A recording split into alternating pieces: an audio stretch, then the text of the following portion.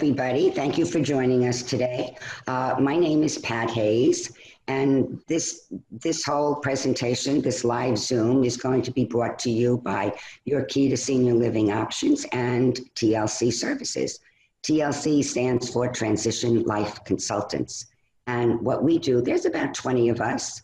We are all totally retired. We're all volunteers, and we're all licensed mental health providers. We do trainings, we do support groups, we do presentations, and we do one-on-one counseling. And all of our services are for free, but we do ask for a donation just to cover some of our expenses. Right? Today, we're going to have Ellen Rainbolt talk to you. And I wanted to introduce her because there are two reasons why I specifically asked Ellen to do this particular presentation. And it's called Coping When You Can't Visit a Loved One in a Facility. All right. And Ellen is a very gifted, creative, and experienced licensed marriage and family therapist. So she knows an awful lot about relationships, and she's got many, many years experience counseling and therapizing people in relationships. That's one of the reasons I asked her. But the really big reason I asked her is because, like so many of you who may be watching today or on a recording, Ellen knows what it's like to live this presentation. Ellen was a caregiver for her daughter, and her daughter died about 6 or 7 years ago. So she not only understands in her head pain, but she's lived it and she knows what it's all about. About 1 or 2 years ago, I believe, Ellen moved to villages to take care of her mother and father who are in their 90s, right? Another caregiving job.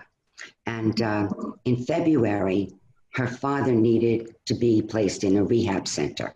So off he went, but that was in February, right before the pandemic. And I know Ellen and her mom were very careful to place him in the right place and go visit him and so forth.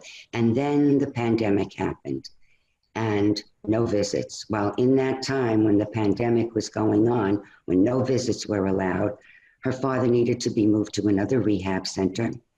And then he needed to be moved to a long-term care facility, right? So Ellen has not only lived through in the past, she is continuing to live through what she will be talking about today. She's lived through the pain, the worry, the frustration, the anxiety, the fear, and that coupled with her knowledge of marriage and family relationships. I'm just so happy to introduce you, Ellen. You can take it from here, Ellen. Oh, thank you, Pat. Thank you. Yes. Like Pat said, I'm a marriage and family therapist, and I'm a volunteer for TLC, and I live here in the villages, and I'm a caregiver for my mom and my dad. And so I'm going to talk on the topic today of coping when you can't visit a loved one. So you could start those slides, Maureen. Okay. I'm going to give you some ideas about how to communicate with a loved one in a care facility during a pandemic. I've found from my own personal experience that having good communication skills is critical to successfully navigating troubling times. And these are deeply troubling times for most of us. So I want to share with you some communication strategies that I developed and I'm currently using to help cope with the stress of having a loved one in a care facility where we can't go and see him. My 91-year-old father, like Pat said, he's in a long-term care facility. So I'll just reiterate a little bit of what Pat said, but he was in rehab when the pandemic hit, and then we had to move him to long-term care. And that in itself was a huge transition for him and for everybody. It was quite an adjustment. If any of you have had that experience of having a loved one go from rehab to long-term care, it's quite a different environment. So I can attest to the importance of clear and patient communication. with everyone involved with him and his care. So today I'm going to break down my comments about communication, because without good, clear patient communication, I think we're just constantly going to be frustrated by not knowing what to do and how to cope. But if we can learn some good communication skills and strategies, I think we're going to be way ahead of the game, and we can help ourselves, our loved one, and our family and friends. There's many people that are struggling with this and not knowing what to do, and I hope to present some good strategies of how to cope. So I've got I broke communication down into 4 categories that fit this topic, and I have some strategies for each category. And the first one will be communicating with yourself, and then communicating with the facility, and then communicating with family and friends, and then finally, communication strategies for our loved ones. So as you can see, there's a whole lot of communicating that can be going on. And I hope you'll see that there's a whole lot of opportunity here, not only to keep in touch with our loved ones, but to deepen our connections with others. Next slide, please. So first off, communicating with yourself. And since I'm a mental health practitioner and we're presenting from the mental health standpoint, there's nothing more important than for us to stay calm and to stay healthy, and to know how to stay calm and to stay healthy. Maintaining our own personal health and well-being is critical, because it can be really stressful. And particularly if you are the primary coordinator for your family and with your loved one in a facility, be hugely stressful. Some people feel like that this is a lot of pressure, and it is, but the practices that I'm going to talk about can help keep you calm and clear-headed even during difficult times. Most important is to keep your thoughts positive and to not allow yourself to get overwhelmed. Like those of us who have flown in airplanes know very well, we have to put our own oxygen masks on first before we can even attempt to help anybody else. Next slide, please. Here's a list of the ways I keep my body and mind calm during troubled times. And these are things that I do, I would say religiously. Number 1, breathing deeply. And I would say, and breathing consciously. And by breathing deeply and consciously, I mean being aware of the breath that we're taking. So many times when we're stressed, we hold our breath. And by holding our breath, that starves our cells of the needed oxygen, and it makes us weaker. We can't think clearly, and we're more inclined to get sick from being stressed. Breathing deeply and consciously is number 1. It's number 1. We got to get those cells oxygenated. Walking, gentle walking out in nature, listening to the birds. Again, the point is to try to calm the busy thoughts in our minds. Stretching exercises like yoga or just gentle stretching, however you do it, that also keeps the blood flow in the body. So these exercises I'm talking about affect the way that our body functions, because that affects the way that our mind and our heart and everything else functions. We need to get oxygen and we need to get blood flow. Then there's drink plenty of water. Every cup of coffee I have 3 glasses of water. I don't drink pop. I don't drink sugary drinks. Water. Recently, I'll give you a little tip. Recently, a friend of mine got me a soda stream. It's to make fizzy water. When they originally came out, they were for like making your own Coca-Cola. But you can make fizzy water at home and put some lemon in it. And I can drink more water with the fizzy water than I can drink just plain water. It tastes delicious. I'd recommend everybody try it. It's called Soda Stream. I don't own stock, but there you have it, the hot tip for the day. Listening to soothing music helps me out tremendously. I particularly like to have music that doesn't have lyrics to it, so I can just calm down and calm down. If you Google soothing music or meditative music, you can find a lot of choices on the internet for calm, soothing music.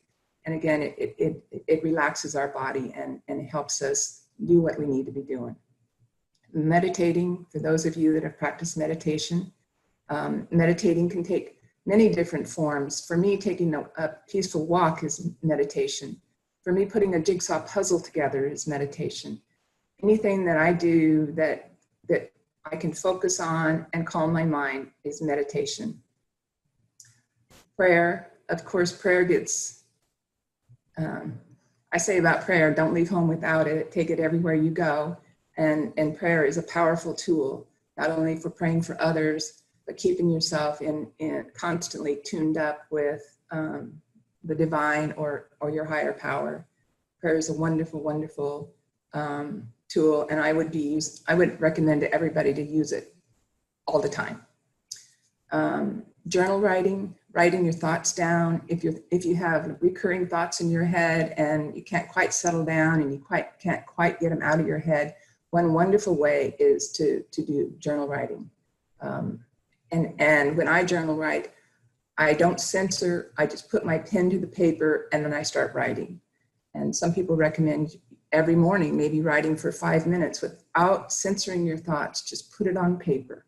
And it doesn't have to make sense. It doesn't have to be pretty, but it's one way of getting those recurring thoughts out of your head and so they don't bother you anymore.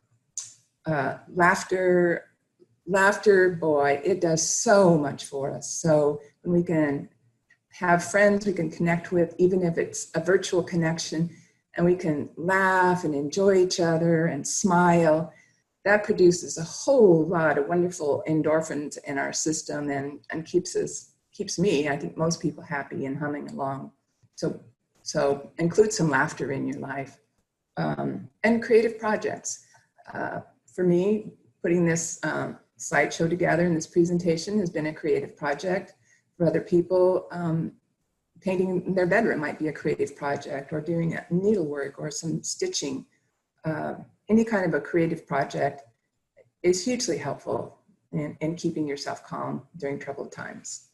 Next slide, please.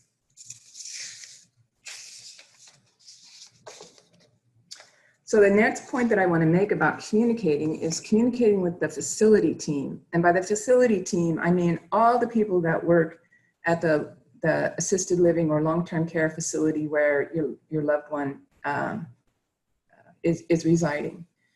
And right off the top, I want to say, when communicating with the facility, of huge importance is to know their names and their job titles and how to get a hold of them. And when, like, so Terry is the charge nurse. So when Terry calls me, it comes up on my phone that Terry's calling me, and I know that she's calling me, and I use her name and I say, thank you very much. And she gives me good information. So she's one that calls me on the phone. And so that's her preferred method of communicating with me. The doctor at the facility, I know her name, and her preferred method of communicating is with emails. So she's told me that anytime I need anything, I can email her and she'll get right back to me. And that is in fact the truth. I've emailed her 2 times, both on a Sunday afternoon with urgent concerns, and she's gotten right back to me, and it's been hugely helpful. The other people that I know at the facility, I have not met them face to face, but I've had talks with them, are the facility administrator. So if you have any questions, big questions about maybe the virus or what they're doing to test for the virus, the administrator is a good one. The social worker, they're full of all kinds of helpful hints and good advice.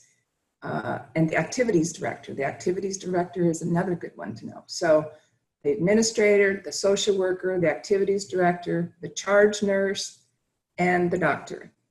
In addition to these, any CNAs that come to your attention, I like to know their names too. I don't really keep their contact information because they change regularly. But the CNAs deserve a lot of really good special treatment because they're doing a lot of the hard work, and I appreciate them all. I think we should have like a CNA day. So again, I just wanted to say that when you say their names in conversation, it builds an atmosphere of trust and cooperation.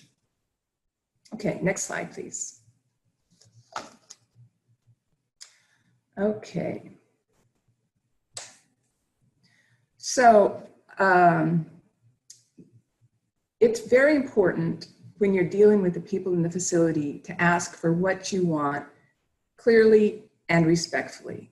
And by clearly, I mean sort out the issue at hand with your loved one before making contact with an employee of the facility. So check it out with the loved one and see if you can understand what the situation is. They might be upset about the situation. Try to get to what the actual problem is beyond their being upset about it. And when you can get really clear on what the issue is or what the problem is, then have a conversation with the people at the facility.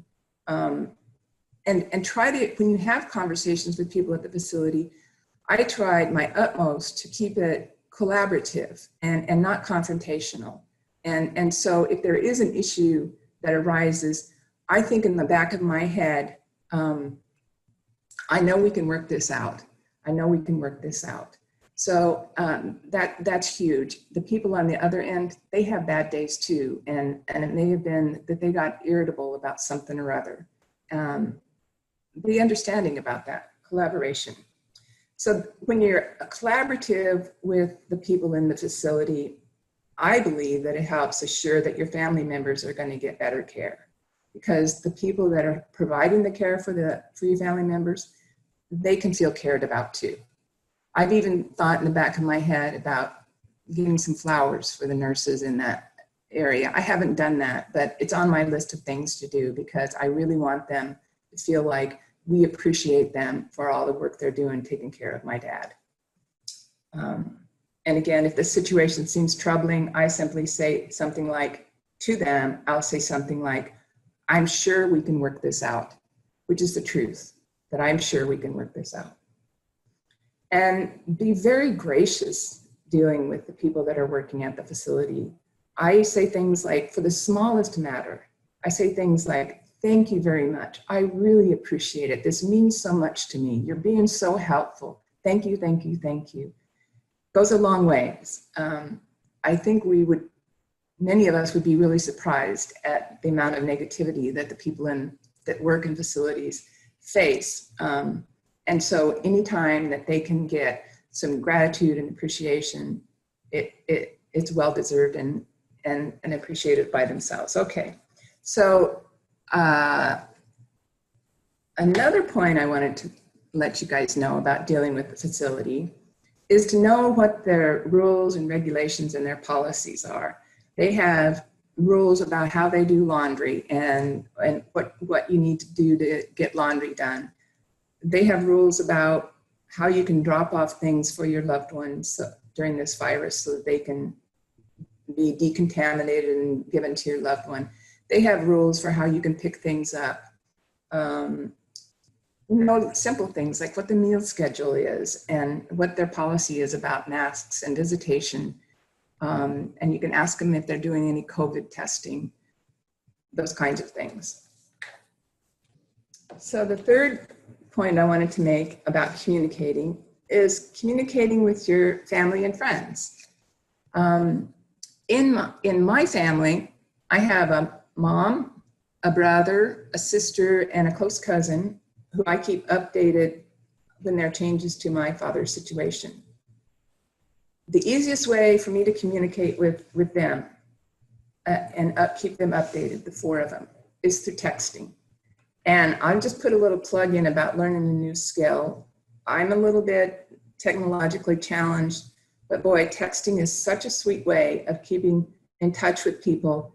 Now's a really good time to learn texting if anybody wants to try something new, because you can quickly and efficiently relay and gather lots of pertinent information And it's not a problem for the other people. They don't have to pick up the phone and answer it. The text comes in and, oh, okay, and take care of information and the situations really easily. And I also keep in touch with those four key family members through phone calls and voice messaging. I encourage family and friends to send cards through the mail. Cards are maybe a bit old-fashioned to some of us, but to many older people, they're a treasure, and they love to get a card in the mail. It's almost like a present coming in the mail. And if there's a short message on it, a short message from the heart, then they can read that over and over and over again, and that generates some beautiful feelings within them, which is a valuable thing to have when you're 90 and in long-term care and you can't see anybody. You want to have some good feelings. So cards are a wonderful way to convey your feelings for your loved one. Okay. Next slide.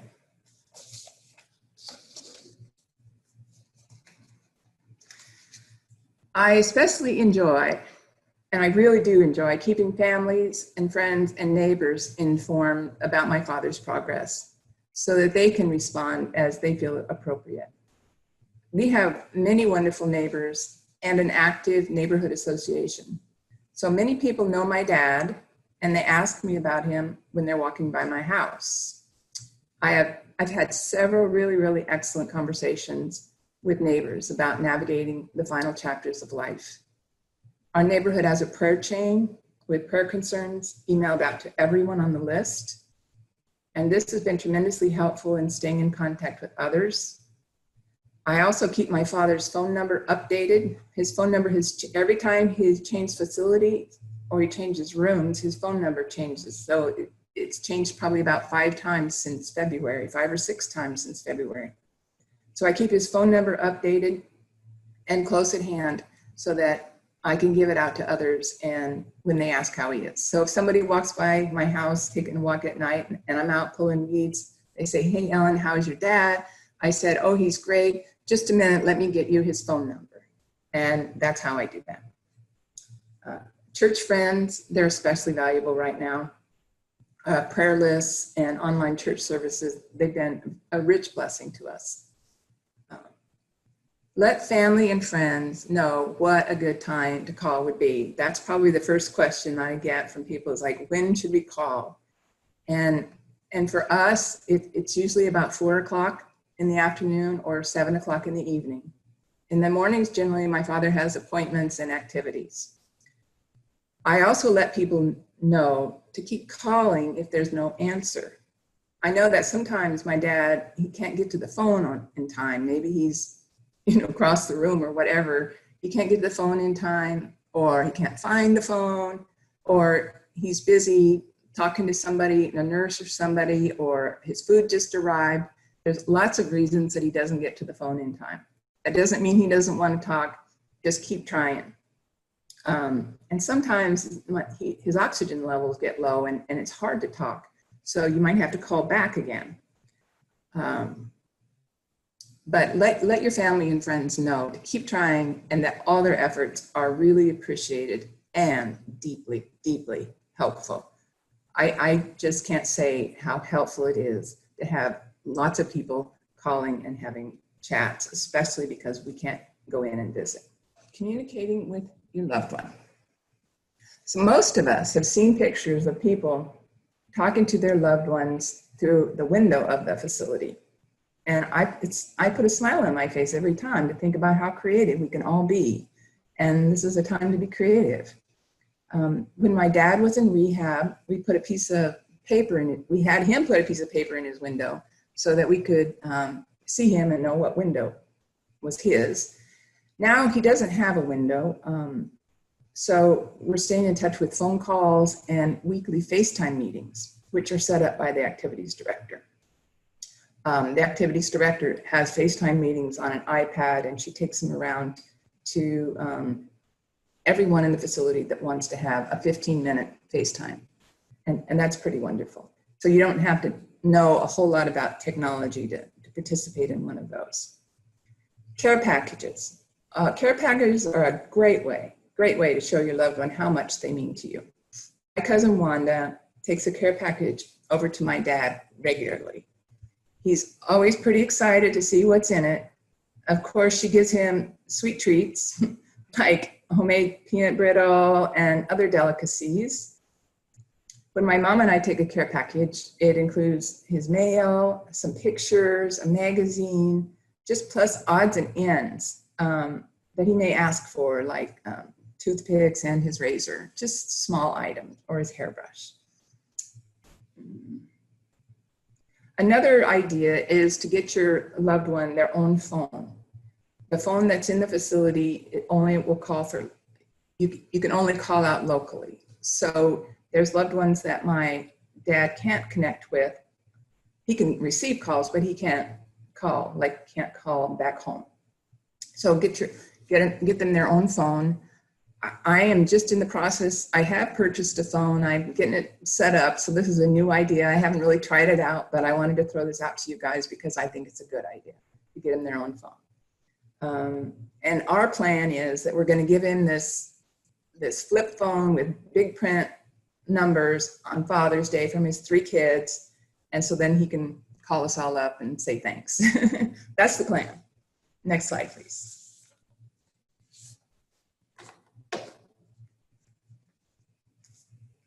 So making plans, I think this is something that I learned from my daughter, how important it is to put things on the calendar to look forward to. And so making plans it's a creative project between your loved one and yourself. For an example, right now, I'm working on 2 projects with my father concerning him. One is to help him buy and send peaches to his friends and family. This is a project he started years ago, and he wants to keep doing for them.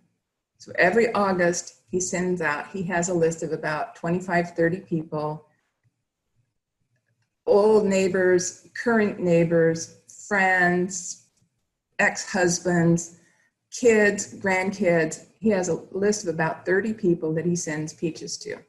So he's in the facility. He couldn't remember who he ordered the peaches from, or he didn't have the list of the people. So we're working on that. We're working on helping him get the list together and be able to send out peaches to all his family and friends that he wants to. And that would be in August. So that's an ongoing project. And it's really quite wonderful because it's something that he's very interested in, and that we can be helpful in helping him get it accomplished. And the thing about the peaches is what he loves. He sends out pears in December, grapefruits in February, and peaches in August. And what he loves is when people get these packages and they love it, and they call him up and say, thank you, thank you, thank you. So that's what he looks forward to. And it's a wonderful way of keeping that good communication going. The other project that I'm working on is a celebration for my mom and dad's 70th anniversary. So we're working on getting a Zoom call with him and all the grandchildren and all the great-grandchildren. And hopefully we'll have somebody inside the facility that can show him how to do the Zoom call. He has a computer, so he can click on the Zoom call and be live on the Zoom call. That'll be wonderful when that happens. The other thing I'm working on for their anniversary is I'm working with the activities director to see if my mom and I can see him like through some kind of a big window, or even if he can come outside for a little bit with the face masks and socially distant. And so what I have in my mind is I would like to share with him, my mom and I would like to share with him some flowers and a cupcake. So that's the plan. Making plans is a wonderful way of looking forward in a good way. And so we don't have all this horrible stuff to be looking forward to. We can make some plans. Another point I want to make is about handling complaints. So I take my father's comfort seriously. When he moved into the long-term care facility that he's in now, I spent quite a bit of time on the phone troubleshooting with various people in the facility. I wanted to make sure that he was as comfortable as possible. So suggestions that I made to the staff to help him get comfortable were two things that he loves. One, he loves his computer, so he needed to have a table to set his computer up, and he needed help with that, so we got that accomplished. And then the other is that he loves jigsaw puzzles, and so we wanted to make sure that there was a jigsaw puzzle set up out in the activities area, and so we accomplished that. So those two things give him something that he loves to do and something to focus on, and that was good to do. The other is handle complaints. For instance, when he first moved in there, he complained that he likes to stay up till 10 o'clock, but they were putting him in bed at 9 o'clock. And for some reason, he couldn't quite get the point across. So, but we managed to, one of the CNAs put a note on his dresser that he wants to be in bed at 10. And I think that's happening. I haven't heard any more complaints. So after a complaint is solved, I probably kind of keep it solved unless it rises back up again, and then I'll readdress it. And I think another one is for you to stay calm. And the first point I made about being able to keep yourself calm. And because your calmness will radiate out to them. And in my experience, it's best to avoid what I call hot topics when visiting with a loved one in quarantine. And hot topics are anything that get your loved one irate or upset. It could be an old story from the past. It could be the current politics. It could be talk of the virus. It could be any of an ain't it awful kind of a talk. And so do your very best to steer the conversations towards some pleasant reminiscing and steer it away from getting involved in topics that he can't do anything about and just worry about. So I want to prevent that and have some good conversations. Sometimes I think of different topics. I might think of a picture and I'll show him a picture and then we will talk about that picture. So I do make some plans to have some good topics to talk about other than ain't it awful kind of stuff. Next slide, please. So, well, in conclusion, it's my hope, yes, it's my hope that years down the road, maybe not so many years, but down the road, we can reminisce about these troubling times. And it's my hope that in reminiscing, we can say to ourselves and our family and our friends that we rose to the occasion and we did it in a good way. And we can say that we helped our loved ones feel cared about and loved and not forgotten. Thank you very much. Okay, awesome. We have, I know that we have some, we need to unmute Pat. Pat, I know that we have some questions for Ellen. Right, we do. So go ahead. I know, Ellen, you're talking specifically about helping your dad, but your mom is there, and I know you're there to help her. Do you have any suggestions for persons who are, who doesn't have a daughter taking care of their spouse or something? How would they help their spouse or their mom in your situation? What would be most helpful for family members if they don't have somebody like you around? I think that most of us have resources that we're really not, maybe we're not aware of. And sometimes if we think that there's nothing we can do, then there's nothing we can do. But if we look a little bit closer and keep it simple and see, maybe there is something simple we can do to keep in touch. Daily phone calls, if nothing else. Writing cards and notes, if nothing else. And those things are fairly simple. All of us can do those things. A support system is is so important right now. And support systems are systems that we build up over time. They're systems with our neighbors and our friends and our churches.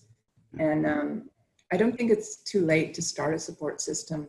There's so many people here in the villages that are so wanting to help other people. And even TLC can help a person navigate through these troubling times too. So find somebody in your neighborhood that that you can talk to, be friendly with. Yeah, I think that's very important. We had a call out for an AED. Somebody had a cardiac arrest in our neighborhood yesterday. And of course we went there and the man was dead. And the woman, his spouse, was devastated, absolutely devastated. And the thing that broke my heart is when I was talking to her saying, do you have any family here? And she said, no, I have no family. Do you have any friends here? No, I have no friends here. Do you have any neighbors that you know? No, I don't have any. I said, do you belong to a club or do you go to meetings? No, I don't. She was all alone. And I'm saying, this man is dead and she has a lot to contend with. But if he were in a nursing home or an assisted living or memory care center like that, what on earth, what do we tell people like that to do? I mean, my heart goes out to somebody like that who's just all alone with this stuff. Do you have any suggestions at all? Other than what you did say is make sure you have them. I know, it's kind of one of those things. It's like you got to have your support system in place before you need it. If a person's in an assisted living, this man wasn't, he was just at home. Okay. Right. Well, if you're in an assisted living, they have all kinds of help. People are really wanting to help you. But it is the spouse that's kind of left behind, or the spouse that's not in the long-term care or assisted living, they need support too. And I think your neighbor probably would be best to call TLC and get hooked up with somebody. Yeah. Like you or Joe or Marcia or Lou or Bonnie. My heart goes out because I hear that you have a wonderful support system, but I know you've had to work, as did your mom and dad, to work to develop that, which is so important. I have another question for you. I've been thinking, if my husband or mom or dad were in a care facility, all right, and I couldn't see them or talk to their doctors, or supposing they were in a hospital, all right, I would be so filled with worry and fear and anxiety about, what should I do? And you said, and I totally agree with you, stay positive, keep your thoughts positive. How do you do that when you have so many worries and fears and anxieties about, how do you keep your thoughts positive? How do you keep your thoughts positive? Well, for me, Pat, it's like I've experienced the results of not keeping my thoughts positive and spinning into just overwhelming grief and where I wasn't even able to function. So it's critical to be able to focus our thoughts. And I was just talking to a friend the other day. I said, there's the only one thing that we absolutely have choice over in our lives, and that's where we put our attention.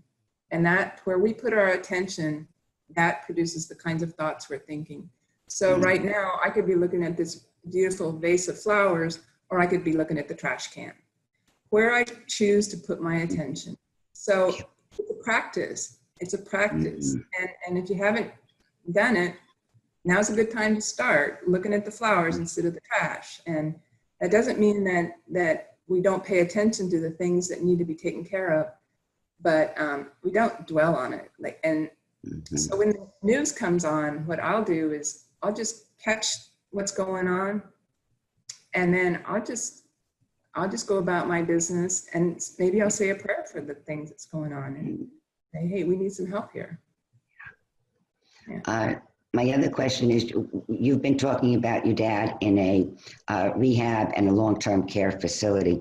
There are different situations, like supposing someone whose spouse is in a hospital, maybe they had a heart attack, maybe they're ill, maybe they had, the virus or something, and they can't talk to their doctors. maybe they're in a hospital and have been there for a while and they're in the process of dying. Or maybe they're in memory care facility. It seems to be a little different for people dealing with those loved ones. Do you have any suggestions for that? Oh, well. I know I'm stretching you, Ellen. I think probably it varies by different facilities, and that's one of the reasons I said know what the facilities' policies and procedures are. From my understanding, the facilities, most of them are quite eager to make people comfortable and to facilitate communication. I would find out who the people are that are the important people to know. Like in a hospital, it would be, who's the nurse on the floor, who's the social worker, who's the care coordinator. Care coordinators are pretty busy, but they're pretty important people too, and to develop a relationship with them. It's hard. It's hard. My heart goes out to people. It really does. Really does. The other thing I was going to mention is we did get hospice involved in my father's care. Okay. Hospice, there's a whole nother level of communication, and so and hospice can go anywhere the patient is. So, and I also did hear from somebody whose father was in long-term care and just passed away that they were allowed in the facility at the last. Wow. Oh, beautiful. Beautiful. Wow. So facilities are making adjustments to that rule of nobody comes in. So that was good news. That was very good news. Wow. I know many times people call looking for, counseling from TLC services, and they'll call me for it. And one of the things I hear from people is their anger and disappointment when they're in the situation that you're in and they have other family members who do not offer to help at all, at all.